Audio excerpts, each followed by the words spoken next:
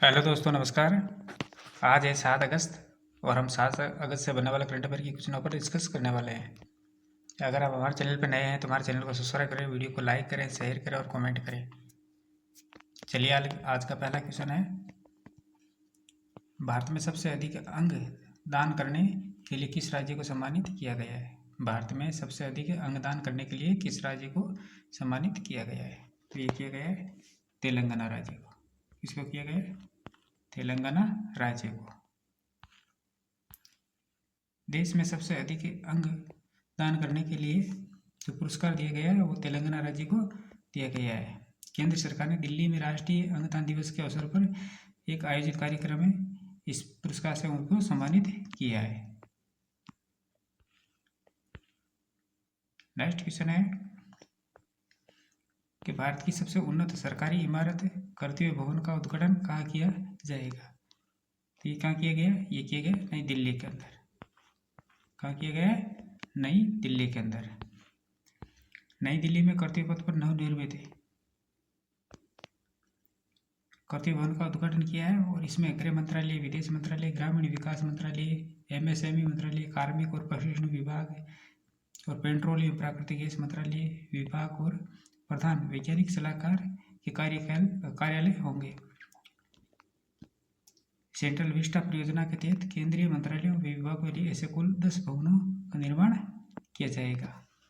बात करें इस कर्तव्य भवन में खास क्या है तो ये लगभग 1.5 लाख वर्ग मीटर क्षेत्र में फैले हुए इस अत्याधुनिक कार्यालय परिसर में 2 बेसमेंट है, 7 मंजिला है, ये भूतल प्लस एक 6 मंजिल तक।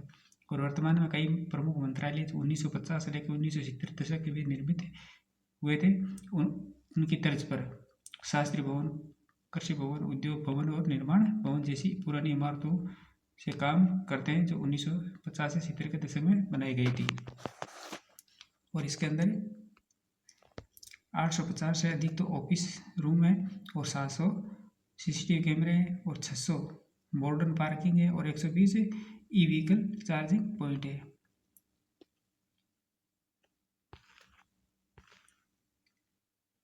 नेक्स्ट क्वेश्चन है कि हाल ही में चर्चा में रहा होम मिशन किसके द्वारा शुरू किया गया है?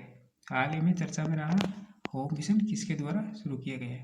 तो ये किया गया है इसरो के द्वारा। किसके द्वारा? इसरो के द्वारा। लद्दाख के तसोकर के पास स्थित हिमालय आउटस्पॉट फॉर प्लेनेटरी एक्सप्लोरेशन यानी होप मिशन इसरो ने गगनयान के लिए अंतरिक्ष यात्रियों के जीवन का अभ्यास शुरू करने के लिए शुरू किया था और इसे बेंगलुरु स्थित स्पेस टेक्नोलॉजी फर्म प्रोटोप्लैंट ने बनाया है। किसने बनाया है? प्रोटोप्लैंट ने। और इसका उद्घाटन इसरो अध्यक्ष वी नारायण ने मिशन शुरू होने के एक दिन पहले किया था। अब इस होप मिशन को क्यों चुना गया है तो इसी स्थान की चंद्रमा सदृश चट्टानी सतह, ठंडी मरुस्थलीय जलवायु और कम ऑक्सीजन पर स्तर पर इसे अंतरिक्ष जैसे तनावपूर्ण वातावरण का आदर्श स्थल बनाते हैं और रात के समय में तापमान 0 से काफ़ी नीचे चला जाता है जिससे चुनौती और बढ़ जाती है। इसके अंदर दो सदस्यीय क्रू है जो 135 आवेदकों में से चुने गए थे। इसके अंदर 2 राहुल मोगलापल्ली जो पर्स यूनिवर्सिटी के उम्मीदवार हैं और यमुना कोट यूनिवर्सिटी ऑफ एबरडीन से गृह विज्ञान के अंदर स्नातक की गई है।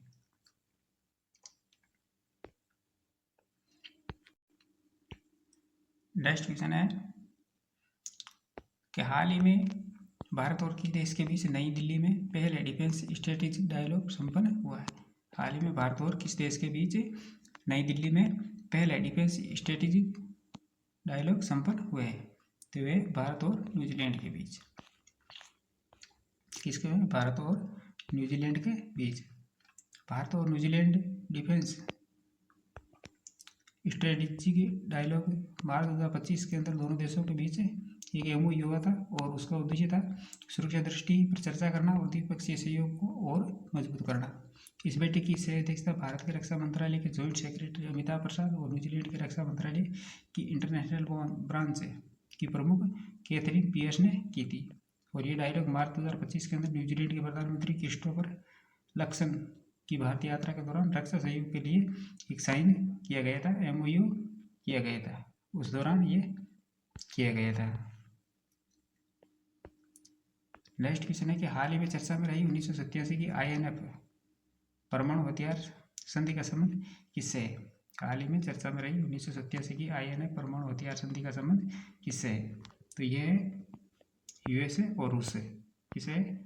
USA और रूस से।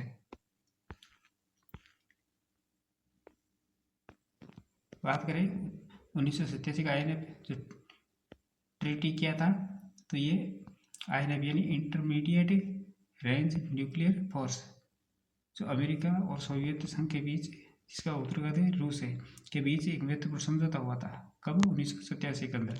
इस समझौते के अंदर 500 से 5500 किलोमीटर की रेंज वाली जमीन से लॉन्च होने वाली मिसाइलों पर प्रतिबंध लगाया था। और इस संधि का उद्देश्य परमाणु हथियारों के भंडार को कम करना और परमाणु युद्ध के खतरे को कम करना था। नेक्स्ट क्वेश्चन है कि हाल ही में सेना प्रमुख जनरल उपेंद्र द्विवेदी ने अग्निशोध अनुसंधान प्रकोष्ठ का उद्घाटन कहाँ किया है? हाल ही में सेना प्रमुख जनरल उपेंद्र द्विवेदी ने अग्निशोध अनुसंधान प्रकोष्ठ का उद्घाटन कहाँ किया है? तो ये किया है IIT मद्रास के अंदर। कहाँ किया है? IIT मद्रास के अंदर। भारतीय सेना ने आत्मनिर्भर रक्षा तकनीकी की दिशा में एक बड़ा कदम उठाते हुए IIT मद्रास में अग्निशोध नाम से रिसर्च शुरू किया हो।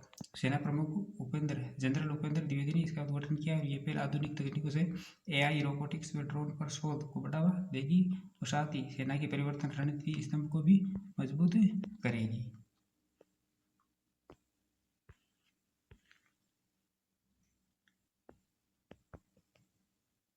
अंतर्राष्ट्रीय युवा दिवस कब मनाया जाता है? अंतर्राष्ट्रीय युवा दिवस कब मनाया जाता है? तो ये मनाया जाता है 12 अगस्त को। कब मनाया जाता है? 12 अगस्त को।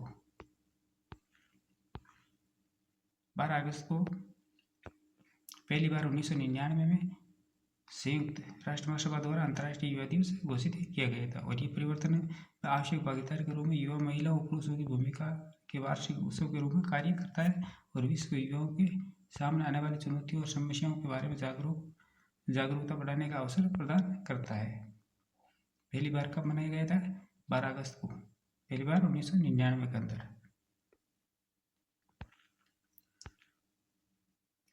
प्रीवियस क्वेश्चन का रिवीजन कर लेते हैं कि हाल ही में गोमती नगर रेलवे स्टेशन को उत्तर प्रदेश का पहला प्राइवेट रेलवे स्टेशन घोषित किया गया है। और हाल ही में औपचारिक विश्राम अवकाश योजना शुरू करने वाला पहला राज्य सिक्किम बना है। भारत का पहला मेक इन इंडिया हरित हाइड्रोजन संयंत्र कांडला, गुजरात स्थान पर चालू किया गया है।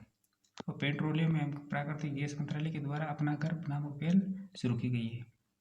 और हाल ही में मध्य प्रदेश राज्य के पश्चिमी रेलवे ने 155 साल पुरानी लाइन पर हेरिटेज ट्रेन फिर से शुरू की है। और झारखंड राज्य के पूर्व मुख्यमंत्री शिबू सोरेन का निधन हो गया है। और हाल ही में फिलीपींस के राष्ट्रपति फर्डिनेंड आर मार्कोस जूनियर 5 दिन की यात्रा पर भारत आए हैं। और हाल ही में भारत के बेंगलुरु राज्य में दुनिया के सबसे अनोखे ब्लड ग्रुप CRIB की पहचान की गई है। तो दोस्तों ये थी हमारी आज की क्लास। ऐसे ही मैं तुम प्रश्नों के साथ कल फिर मिलेंगे, तब तक के लिए धन्यवाद।